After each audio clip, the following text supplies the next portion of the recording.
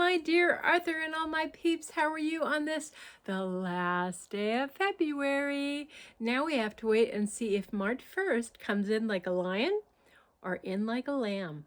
I'm thinking it's going to come in like a lamb, but you never know. Anyway, today I have Walt Disney's Dumbo.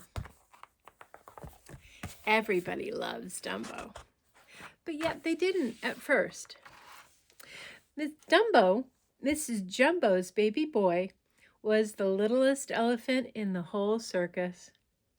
He had a cute little trunk and a short little tail, and two of the biggest, floppiest ears ever. Mrs. Jumbo thought everything about her son was just perfect, but everyone else thought his ears were just plain ridiculous. The audience sneered at him, and the other elephants, they were mean. They scorned him.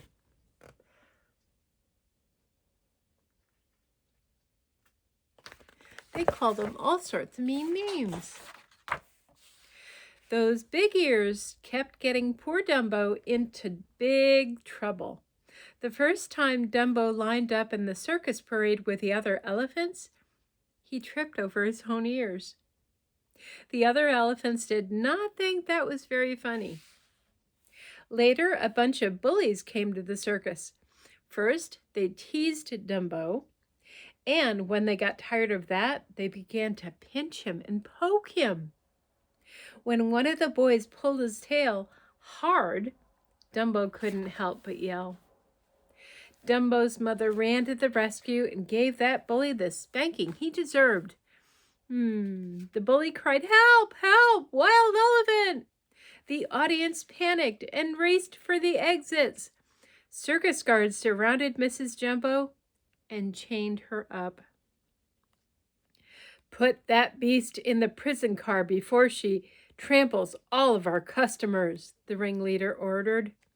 So the guards threw poor Mrs. Jumbo into a locked cage.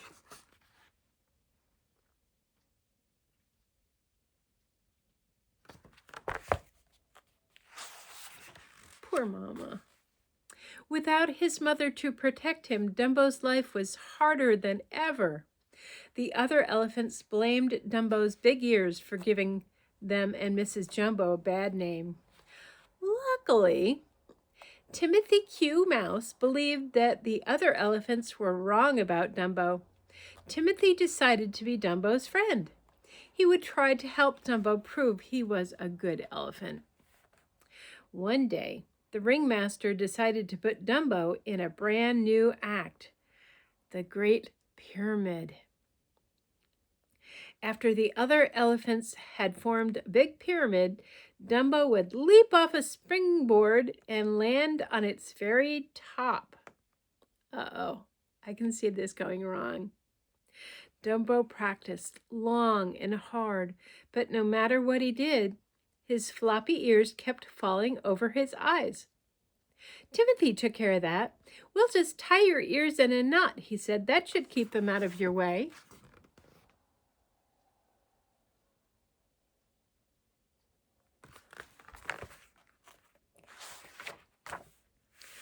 All went well until the first show. Dumbo's heart was pounding as he ran into the center ring. Suddenly, Dumbo's ears came undone, and he tripped over them, flying right into the teetering pyramid of elephants. Crash! Smash! All the elephants came tumbling down. A pile of pachyderms, can you imagine? The ringmaster was so angry that he threatened to send Dumbo to a zoo. But when he calmed down after a bit, he decided instead to make Dumbo a clown. After all, the ringmaster thought, the funny-looking elephant would surely be able to make people laugh. The clowns made Dumbo the butt of all their jokes. They sawed off firecrackers under his feet and threw pies in his face. They tripped him and teased him.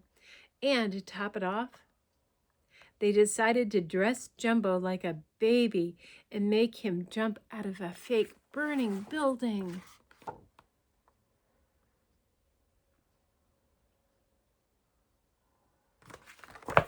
Oh my goodness, poor Dumbo. Dumbo soon found himself trembling on the top of a fake building, while fake firefighter clowns below fought the fire. Too scared to jump, Dumbo felt the hot flames at his feet.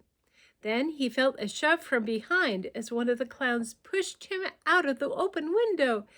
Down, down, down Dumbo fell, through the firefighter's safety net, into a tub of mud. The audience laughed and laughed, but Dumbo felt like crying. To cheer him up, Timothy suggested that they visit Mrs. Jumbo. Late that night, the two pals sneaked over to the prison car. Mrs. Jumbo stuck her trunk out through the bars and gave her boy a hug. "Don't let the hard times get you down," she told Dumbo. "Do your best, and someday you'll be flying high." By the time Dumbo left his mother, he was feeling much better. With Timothy tucked snugly into his cap, Dumbo strolled into the countryside. Far into the night, Dumbo frolicked in the moonlight.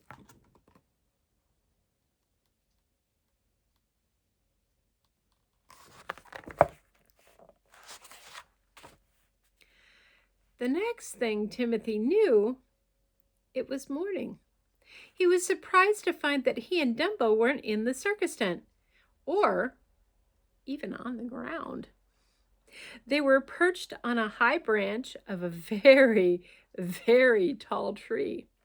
And they weren't alone. On a nearby branch sat a whole flock of crows. When Dumbo woke up, he was surprised too. He fell right out of the tree and into a shallow pond. "I wonder how we ever got up there," Timothy said. "There's only one way up," said the biggest crow. "You must have flown." "But we don't know how to fly," Timothy protested. "It's easy," another crow replied. "Just flap your wings." The birds pointed to Dumbo's big ears.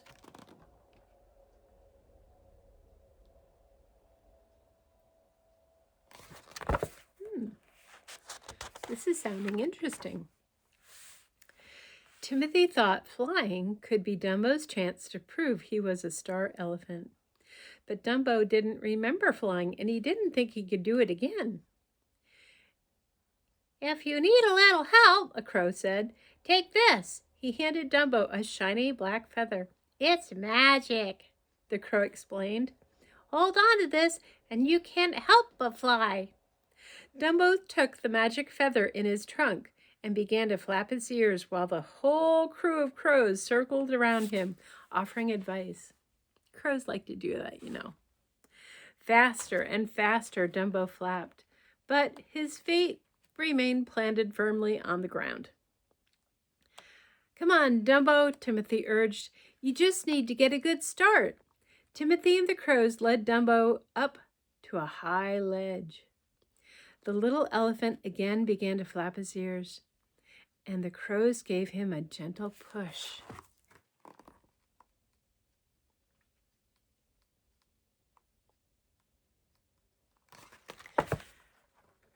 Well, there's only two ways to go, down or up. Suddenly, Dumbo was in the air. At first, he was scared, and he almost crashed. But then he remembered his magic feather. He spread his big ears, and suddenly he was flying like a bird. He swooped and he soared. What fun it was to fly! After thanking the crows, Dumbo and Timothy headed back to the circus. They got there just as Dumbo's act was about to begin. Once more, Dumbo found himself atop a burning building. Once more, he was pushed through the window, but this time, it was Dumbo who had the last laugh. For instead of dropping like a stone into the net, he glided gracefully up into the air.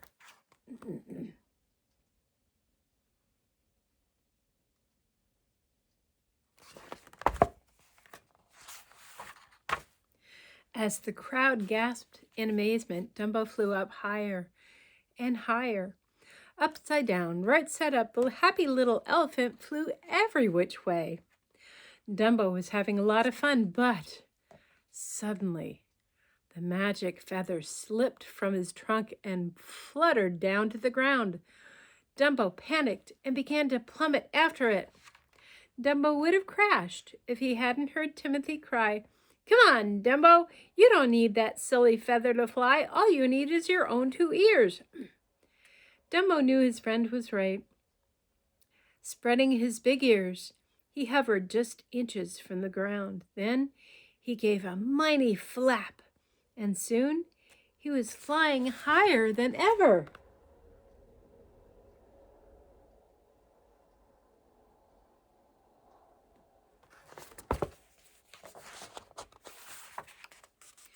From that day on, Dumbo was a star. The ringmaster changed the name of the show to Dumbo's Flying Circus. Dumbo got all the peanuts he could ever eat, plus a private car on the circus train, where he could be with his mother. Now all the other elephants tried to stretch their ears so they could be just like Dumbo. It was no use, for there never was and never will be but one flying elephant, Dumbo.